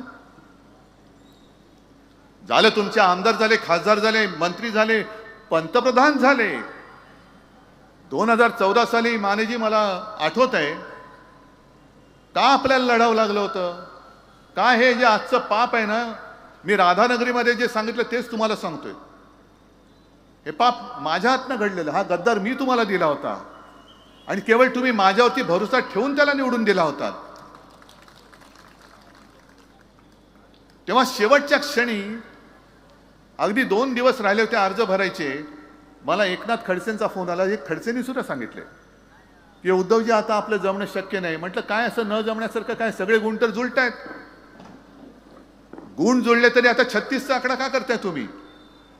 36 गुण जुळले तरी देखील 36चा आकडा कशाला? आपण होते ना, 2 दिवस आहेत, जुळून टाकू सगळं. नाही म्हणे आता आम्हाला वरनं निरोप आलाय, आता युती वगैरे काय करू नका. पण नाईलाज झाला माझा. अचानक उमेदवार आणायचे तरी कुठून? जे आपलं म्हणून आपण तयारी केली होती, नाही रत्नागिरी म्हणजे बाळमाने म्हणजे भाजपला सोडली, हे म्हणजे यांना सोडलं, अचानक आणायचं कुठून? मग हे आलं भूत. लढलो आपण, झाला तुमचा दुर्दैवाने पराभव. पण त्याच्यानंतर 2019 साली तुम्ही सुद्धा एक दिलदारपणा दाखवला. युती झाल्यानंतर तुम्ही खळखळ नाही केलीत, बंडखोरी वगैरे केली नाही. तुम्ही परत या भूताला अगदी माने म्हटल्यानंतर मानेवरती घेतलं. आता हे भूत मानेवरनं उतरायला पाहिजे, हे उतरून टाकायचं. गेले 2.5 वर्ष, बरं 14 साली जेव्हा आपण घेतलं होतं तेव्हा मला सांगितलं की उद्धवजी मी निवडून येतो, पण मला मंत्री बनवाल ना? तेव्हा सत्ता आणायचीच होती. मी म्हटलं बनवतो मंत्री. 14ला नाही बनवू शकलो, पण आमची ख्याती अशी की आहे की शब्दाला पक्का, एकदा शब्द दिला की दिला, मग परत मागे घ्यायचा नाही. 19 साली सत्ता आली, आमचा शब्द आम्हालाच आठवला आणि बनवला याला मंत्री. त्या मंत्रिमंडळाच्या कालखंडामध्ये आणि आता गेल्या 2.5 वर्ष उद्योग मंत्री म्हणून तुम्ही जे काय काम केले असेल, तर घरचे उद्योग सोडा, बाहेरचे उद्योग किती केले ते सांगा पहिले. बाहेरचे उद्योग अनेक आणि इकडे ठणठणाट. काय रत्नागिरीकरांना मी विचारतोय, एक तरी उद्योग या उद्योग मंत्र्यांनी आणला रत्नागिरीत? महाराष्ट्राचं तर बातच सोडा, स्वतःच्या मतदारसंघाला जो एक उद्योग आणू शकत नाही, उद्योग देऊ शकत नाही, असे निरुद्योगी मंत्री हे परत बेशरमपणाने मत मागायला येत आहेत आणि आपण मत देणार आहात त्यांना. इकडे हे, तिकडे राजन साळवीच्या विरुद्ध यांचे भाऊ, काय मोठमोठी त्यांनी लोकसभेच्या वेळेला पैशाची मस्ती दाखवली होती. जणू काय हे म्हणजे महाराष्ट्रामध्ये असं व्यक्तिमत्व झालंच नाही, असे सगळे होर्डिंग मुंबईत पण लावलेले. पण त्यांना कळत नाही की हा जो लढा आहे हा निष्ठावंताशी तुम्हाला लढायचा आहे. राजन साळवी हा शिवसेना प्रमुखांचा निष्ठावंत सैनिक आहे. हा तुमच्यासारखा लाच घेऊन, खोके घेऊन सुरतेला पळालेला नाही. त्यांच्यावरती अनेक दडपणं आणली, घरी धाडी पडल्या, पत्नीला मुलांना अटक करू म्हणाले, तरी सुद्धा हटला नाही अजिबात. आणि म्हणून मी या निष्ठावंताला पुन्हा सांगितलेलं की राजन, तुम्हीच तिकडे योग्य आहात, लढा, बघू कोण गद्दार येतोय, आडवा करून टाकू त्यांना. म्हणजे मी लोकसभेच्या वेळेला आलो होतो तेव्हा या सगळ्या गोष्टी तुम्हाला सांगितल्या होत्या की धाड टाकल्यानंतर घरी शिवाजी महाराजांच्या पुतळ्याची पुतळ्यांची किंमत करता तुम्ही महाराजांच्या. नालायक लोकांनो, महाराज जर झाले नसते तर तुम्ही जिवंत राहिला असतात. इकडे महाराजांच्या पुतळा जो राजन साळवींच्या घरी आहे, सगळ्यांच्या घरी आहे, माझ्या घरी आहे, यांच्या घरी सुद्धा आहे. आणि महाराज फक्त पुतळ्यामध्ये नाही, महाराज आमच्या हृदयामध्ये आहे. कराल किंमत तुमची, त्यांची किंमत कराल. इकडे राजांच्या घरी सापडलेल्या म्हणजे ठेवलेल्या शिवाजी महाराजांच्या पुतळ्याची किंमत केली, किती, याची किंमत काय? मग मी तेच म्हणतोय, जी किंमत तुम्ही त्या पुतळ्याची करताय, त्या तिकडे सिंधुदुर्गात मोदींच्या अशुभ हाताने जो पुतळा उभा केला होता, जो कोसळला, त्याची किंमत केली तर तुमची लायकी कळेल त्याच्यात किती पैसे खाल्लेत. पण फसवलं आपल्याला. पंतप्रधान आले, पंतप्रधानांच्या हस्ते शिवाजी महाराजांच्या पुतळ्याचं अनावरण, आणि 8 महिन्यामध्ये पुतळा पडतो. महाराजांचा पुतळा पडू शकतो आणि महाराष्ट्र ते सहन करू शकतो. त्याच्यानंतर मोदीजींच्या ते लक्षात आलं की अरे ये तो कुछ तो गले पे अटक रहा है. मग त्यांनी महाराष्ट्रात येऊन माफी मागितली आणि ती माफी सुद्धा कशी, गुरमीमध्ये धमकी जशी द्यावी तशी माफी मागितली. काय महाराष्ट्र म्हणजे काय तुम्हाला वाटतो काय हो? पाय पुसणं आहे काय महाराष्ट्र तुमचं? की कधी यायचं आणि ताई पुसून जायचं? महाराष्ट्र तुमचा पाय पुसणं नाहीये, महाराष्ट्र तुम्हाला पुसून टाकल्याशिवाय राहणार नाही. हा छत्रपती शिवरायाचा महाराष्ट्र. पुसून टाकू आम्ही तुमचं नामनिशाण. मग ते कोश्यारी होते, त्यांनी महाराजांचा अपमान केला होता. आपण मोर्चा काढला होता मुंबईत, हटाव कोश्यारी हटाव, महाराजांचा अपमान करणारा राज्यपाल नाही पाहिजे. नाही हटवला, कारण महाराजांचा अपमान झालाय. मोदींवरती जरा बोलून बघा, नाही तुमच्या घरामध्ये पोलीस आले ना तर मी काही हारायला तयार आहे. मोदींचा अपमान नाही करायचा, महाराजांचा झालं तरी चालेल. आणि म्हणून मी ठरवलेलं आहे, प्रत्येक सभेत मी सांगणार आहे, जे दसऱ्याला बोललो की तुमच्या आशीर्वादाने आपल्या महाविकास आघाडीचं सरकार आल्यानंतर महाराष्ट्राच्या प्रत्येक जिल्ह्यात मी छत्रपती शिवाजी महाराजांचं मंदिर बांधल्याशिवाय राहणार नाही. देव आहेत ते, आमचे दैवत आहे. आणि केवळ महाराष्ट्राच्या प्रत्येक जिल्ह्यातच नाही, तर सुरतेमध्ये सुद्धा मी छत्रपती शिवाजी महाराजांचं मंदिर बांधल्याशिवाय राहणार नाही. आणि मी सुरतेमध्ये एवढ्यासाठी बोलतोय, आकसाने नाही म्हणत. हे गद्दार जिथे पहिले पळाले, जी इंग्रजांची वखार छत्रपती शिवाजी महाराजांनी स्वराज्यासाठी लुटली होती, धडा शिकवण्यासाठी त्यांना, तिथे हे पळाले. अरे स्वतः जे सुरतेमध्ये पळाले ते सुरत महाराष्ट्र लुटते, ती लुटते थांबू शकते? आणि म्हणून मी सुरतेमध्ये महाराजांचं मंदिर एवढ्यासाठी उभारणार की पुन्हा कोणी गद्दार इथून सुरतेला जाता कामा नये, कारण इथे सुद्धा महाराज आहेत आणि तिकडे सुद्धा महाराज आहेत. दोन्हीकडे महाराज आहेत, जिथे जाल तिकडे महाराज आहेत. तकमक टोकावरनं तुमचा कडेलोट करण्याची आज्ञा दिल्याशिवाय ते राहणार नाहीत. पण तुम्ही आज सुद्धा मरे कुठेतरी त्यांची सभा झाली, तेच बोलतायत, ते घरी बसून राहिले. अरे मी घरी बसून सगळ्यांची घरं सांभाळली आणि म्हणून महाराष्ट्रातली जनता मला कुटुंब प्रमुख मानते. पण घरं फोडणारी अवलाद तुमची. माझी आपली शिवसेना फोडली, सगळ्यांची घरं, शरद पवारांचं घर फोडलं, घर फोडे तुम्ही. घरं फोडताय आणि राज्य करताय आणि आम्हाला तुम्ही सांगताय यांनी काय केलं नाही. जर मी काय केलं नसतं तर ही जनता आजपर्यंत माझ्यावरती प्रेम करत आले, तिचं प्रेम कधीच आटलं असतं. आणि म्हणून मी तुम्हाला विचारतोय की मी असं काय कोणता गुन्हा केला होता 2.5 वर्षामध्ये मी मुख्यमंत्री असताना. एक तर जागतिक महामारी आल्यानंतर तुमच्या सगळ्यांच्या साथीने आणि सोबतीने महाराष्ट्र करोनाचा बंदोबस्त करण्यात संपूर्ण देशात नंबर 1चं राज्य होतं. संपूर्ण देशामध्ये ऑक्सिजनचा तुटवडा पडून दिला नाही, ना कधी रुग्णशय्यांचा पडू दिला. कसला पडू दिला नाही? कारण तुम्ही जे मी सांगत गेलो आणि तुम्ही ऐकत गेलात म्हणून आपण ते वाचू शकलो. मग यांनी काय केलं होतं? तुम्ही कुठे होतात? हे कुठे होते? संपूर्ण देशभरामध्ये हाहाकार माजला होता. कुठे सार्वजनिक चिता पेटल्या होत्या, कुठे गंगेमध्ये प्रेतं वाहत होती. पण अशी एकही मृतदेहाची विटंबना आपल्या महाराष्ट्रामध्ये आपण होऊ दिली नाही. एकतर मृत्यू कमीत कमी कसे होतील ह्याची दखल आणि ह्याचा पूर्णपणाने खबरदारी आपल्या सरकारने तेव्हा घेतली होती. मग आपल्या सरकारने शिवभोजन थाळी दिली होती 10 रुपयामध्ये. आजही आहे की नाही चालू मला माहिती नाही. आपलं सरकार आल्यानंतर त्याचा विस्तार मी पुन्हा वाढवणार आहे. 10 रुपयात माझ्या गोरगरिबांना पोटभर अन्न हे मिळालंच पाहिजे. आणि परत मी आल्याशिवाय म्हणजे आपलं सरकार आल्यानंतर हे आपण केल्याशिवाय राहणार नाही, हे वचन मी आज तुम्हाला देतोय.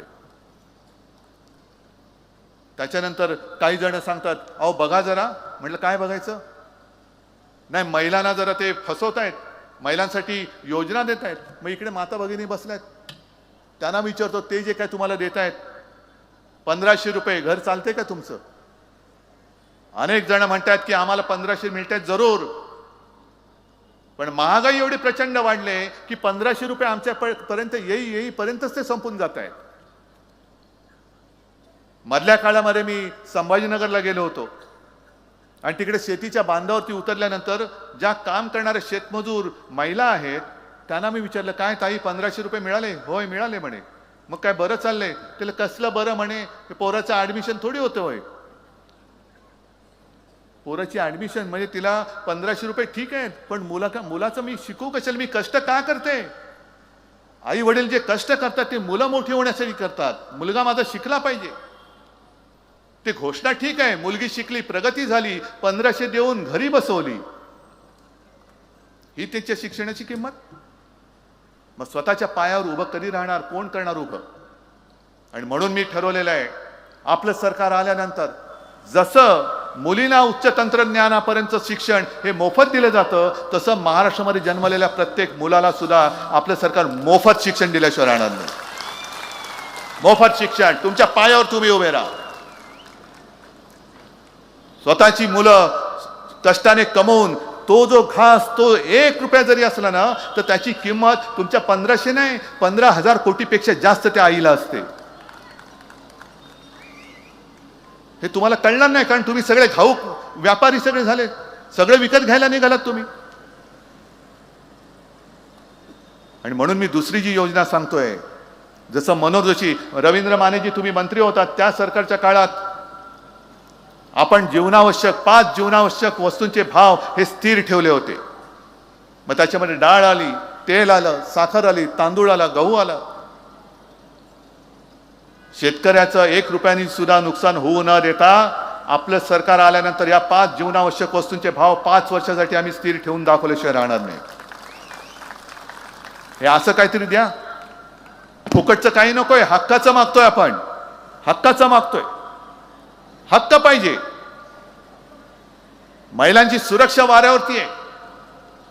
आणि दुपारच्या सभेत मी बोललो, बदलापूरमध्ये जी एक दुर्घटना घडली, म्हणजे अत्याचार झाला एका शाळकरी मुलीवर, जा हे 3 भाऊ जे आहेत ना, एक देवा भाऊ, दुसरा दाढी भाऊ आणि तिसरा जॅकेट भाऊ, तर तिन्ही भावांना मी सांगतोय, तुमच्यामध्ये जर का धमक असेल तर तिघांनी एकत्र मिळून त्या मुलीच्या आईला जाऊन 1500 रुपये देण्याची हिंमत दाखवावी. जा, जोडे खायचे असतील तर जा तिकडे. त्या माऊलीला पोलीस स्टेशनमध्ये ताटकळत ठेवले तुम्ही. तिची तक्रारीची दखल कधी घ्यायची? 10 तास बसले, 15 तास बसू दे ना, काय मेली तर मेली, पण तिच्या मुलीवर झालेल्या अत्याचाराची दखल घ्यायला पोलीस तयार नाहीत. आणि त्या मुलीचं जीवन उद्ध्वस्त करणाऱ्या नराधमाला तुम्ही गोळी घातली. ती गोळी मी दसऱ्याला बोललो ना, तर शिंदेला गोळी घालायला पाहिजे होती, तो भाग वेगळा. पण महिलांची सुरक्षा वाऱ्यावरती आहे, म्हणून आम्ही ठरवले, एक तर जसं पोलीस स्टेशन एक सर्वसाधारण पोलीस स्टेशन असतं, तसं महिलांसाठी पोलीस अधिकारी आणि महिला पोलीस शिपाई असलेली स्वतंत्र पोलीस ठाणी आम्ही महाराष्ट्रामध्ये निर्माण करू. जिकडे महिला जातील त्यांची तक्रारीची दखल त्वरित घेतली जाईल आणि ताबडतोब कारवाई होईल. शिक्षण आहे, सगळं आहे, ह्याच्याकडे कोणाचं लक्षच नाहीये. फक्त आमदार कसे फोडायचे, सत्ता कशी आणायची, घे हा मोठा झाला घे त्याला, तो मोठा झाला घे त्याला. काय सट्टा बाजार लावलाय तुम्ही? आज सुद्धा रोजगाराच्या नावाने सगळं ठणठणाट आहे. कुठेही नवीन रोजगार आलेले नाही. कोरोनाच्या काळामध्ये आपण 6.5 लाख कोटींचे सामंजस्य करार करून दाखवले होते. आणि आपलं सरकार जर काही या गद्दारांनी पाडलं नसतं तर आज त्याच्यापैकी बरेचसे उद्योग हे महाराष्ट्रामध्ये सुरू झालेले आपल्याला दिसले असते. पण या उद्योगाबद्दल बोलायचं नाही. आणि उद्योग कोणते द्यायचे? म्हणजे टाटा एअरबस कुठे नेला? गुजरात. आणि माझ्या कोकणाच्या माथ्यावर काय मारतायत? बारसू रिफायनरी. बारसू पाहिजे तुम्हाला? म्हणजे बारसू मला पाहिजेच, पण रिफायनरी पाहिजे. मग जसं मी नाणारच्या वेळेला एक वचन दिलं होतं आणि मी ते करून दाखवलं, नाणार रिफायनरी रद्द करून दाखवली होती, तसंच मी वचन देतोय की तुमचा आशीर्वाद द्या, मी बारसू रिफायनरी इकडनं हद्दपार करून दाखवतो, रद्द करून दाखवतो. आहे त्यावेळेला एक गफलत होती, असं भासवलं जात होतं की हे खूप चांगलं आहे. पण जनतेला विचारण्याच्या ऐवजी, विचारण्याच्या आधी तुम्ही जनतेच्या माथ्यावरती प्रकल्प लादताय. आणि हेच जे काय सगळे गोष्ट आहे ती कुठली MIDC रद्द केलेली पुन्हा जिवंत केली. कशासाठी केली? कोणासाठी केली? कोणाच्या सांगण्यावरून केली? जनतेला काय हवं आहे, जनतेला काय आवश्यक आहे, तुमच्या कॉन्ट्रॅक्टर मित्राला काय पाहिजे, त्याच्यासाठी माझी जनता नाहीये. मला मोठा धक्का असा बसला, मला असं वाटलं होतं की अदानीचा प्रकल्प हा धारावीपुरताच आणि मुंबईपुरता मर्यादित आहे. म्हणजे अदानीचा हा राक्षस हा फक्त मुंबईमध्ये आहे. पण मी राधानगरीला गेल्यानंतर तिथल्या आपल्या उमेदवारांनी सांगितलं, KP पाटील, की आमचं हक्काचं पाणी ह्यांनी अदानीला विकले. म्हटलं पाणी विकतायत? तिकडे मुंबई विकली, तिकडे कोल्हापूरमध्ये पाणी विकलं, चंद्रपूरमधली एक शाळा अदानीला दिली. म्हणजे काय महाराष्ट्राचं नाव, हा महाराष्ट्र कोणाचा आहे? छत्रपती शिवाजी महाराजांचा राहणार आहे का अदानीचा महाराष्ट्र होणार आहे? शाहू फुले आंबेडकरांचा महाराष्ट्र राहणार आहे का मोदी आणि शहांचा महाराष्ट्र होणार आहे? या सगळ्या गोष्टी ठरवणार ही निवडणूक आहे. काय लोक जे ऐकतायत, सगळीकडे जाहिराती आता खूप झालेल्या आहेत, सगळ्या जाहिराती, आम्ही तेच बोलतोय, तेही तेच बोलतायत. पण शेवटी जनता विचारते, बाबा तुमचं भांडण तुमच्यापाशी ठेवा, तुम्ही मला काय देणार आहात? आम्ही हे तुम्हाला देणार आहोत. 5 जीवनावश्यक वस्तूंचे भाव स्थिर, तुमच्या मुलांना मोफत शिक्षण, मुलांसाठी शिकल्यानंतर रोजगारासाठी औद्योगिक, जागतिक दर्जाचं औद्योगिक केंद्र हे मुंबईत आणि महाराष्ट्रामध्ये आपण आणणार आहोत. जे सुद्धा केंद्र यांनी गुजरातचं पळवलं, वित्तीय केंद्र, सगळं गुजरात, गुजरात, गुजरात. गद्दार पळाले गुजरात, उद्योग पळाले गुजरात. महाराष्ट्राचं मंत्रालय सुद्धा उदयाने गुजरातला नेलं तर आश्चर्य वाटण्याचं कारण नाहीये. कारण एवढी जुलम आणि दडपशाही चालले, कोणी यांच्याकडे जाब विचारण्याचं धाडस करत नाही. एकटी फक्त शिवसेना, आणि म्हणून तुमची शिवसेना, आपली शिवसेना त्यांनी फोडून टाकली. कारण मी तिकडे मध्ये होतो मुख्यमंत्री म्हणून, दिल्लीची हिंमत नव्हती महाराष्ट्राकडे वाकड्या नजरेने बघण्याची. काय हिंमत होती? एक सुद्धा उद्योग मी नेऊ दिला नव्हता.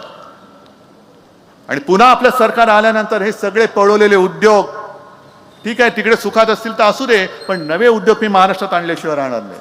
जे करोना काळात मी करून दाखवलं होतं, मी करून दाखवलंय, म्हणून मी आत्मविश्वासाने बोलतोय. पण या सगळ्या गोष्टी तुम्हाला हवेत की नको आहेत? आज सुद्धा या सगळी यादी आहे मोठी, वाचायची तरी किती? टाटा एअरबस गेला गुजरात, वेदांता फॉक्सकॉन गुजरात, बलग्रक पार्क गुजरात, सगळं गुजरात, मोठं वित्तीय केंद्र गुजरात, गद्दार पळाले गुजरात.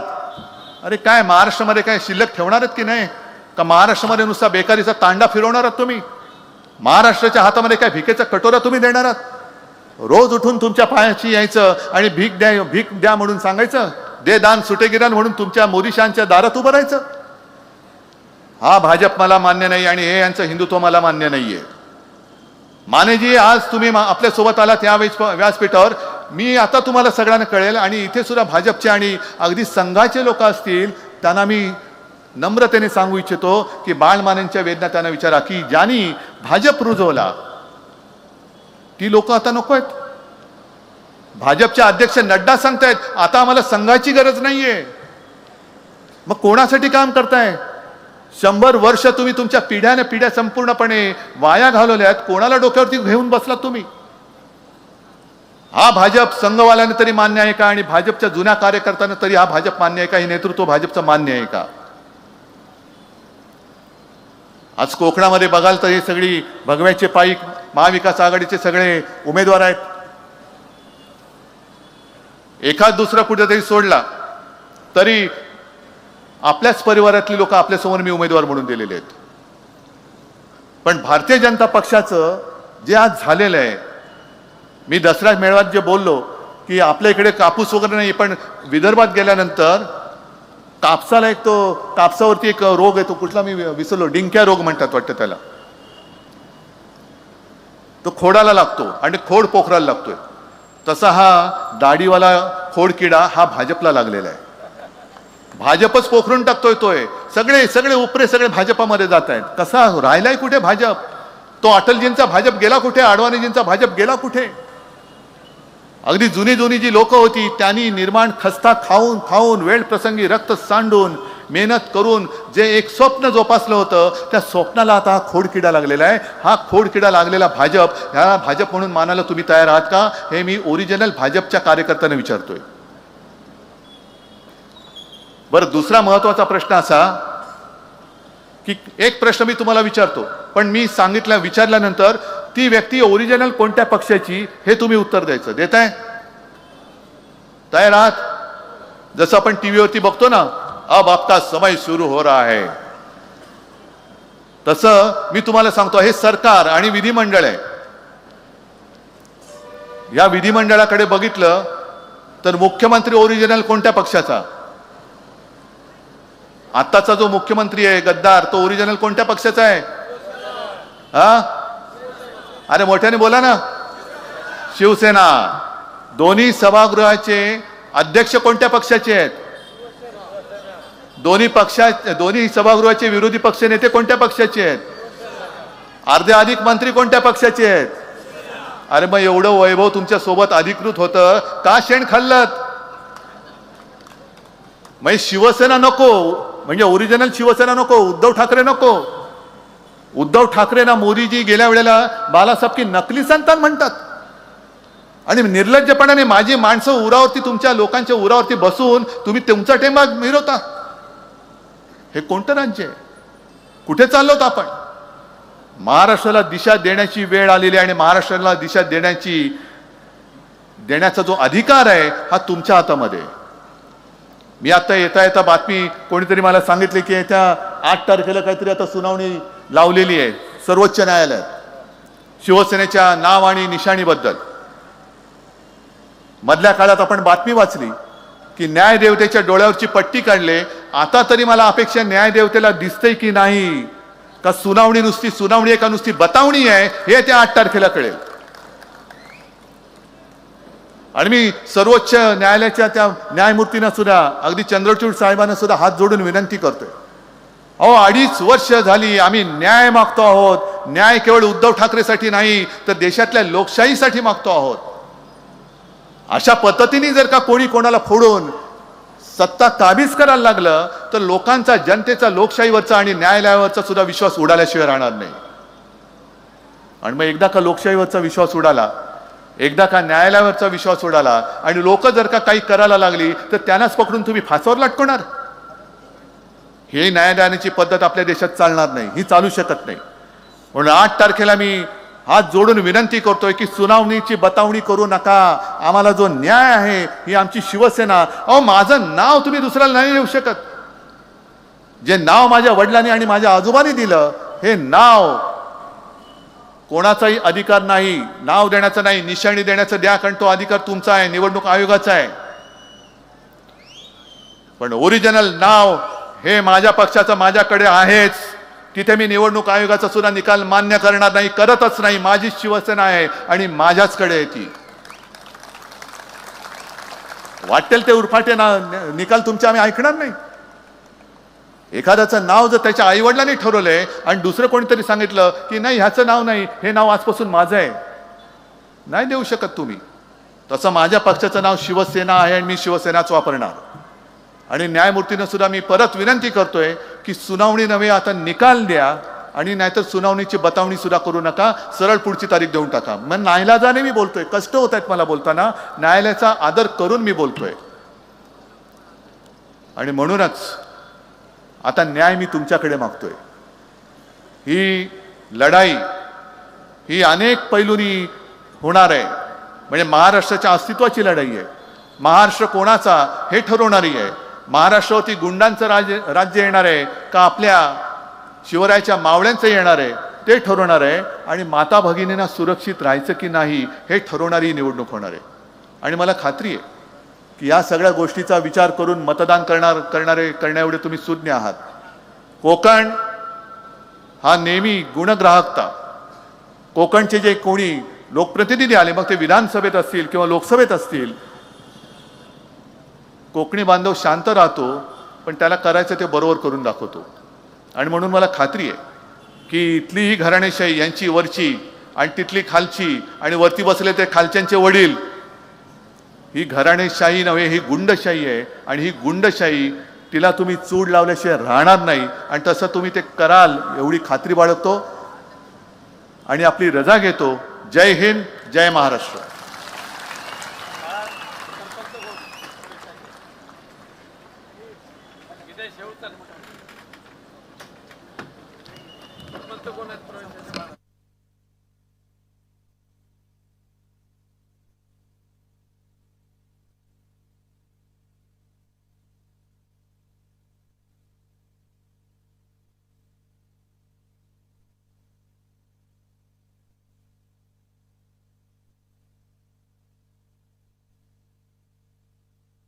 जनगण मन अधिनायक जय हे भारत भाग्य विधाता. पंजाब सिंध गुजरात मराठा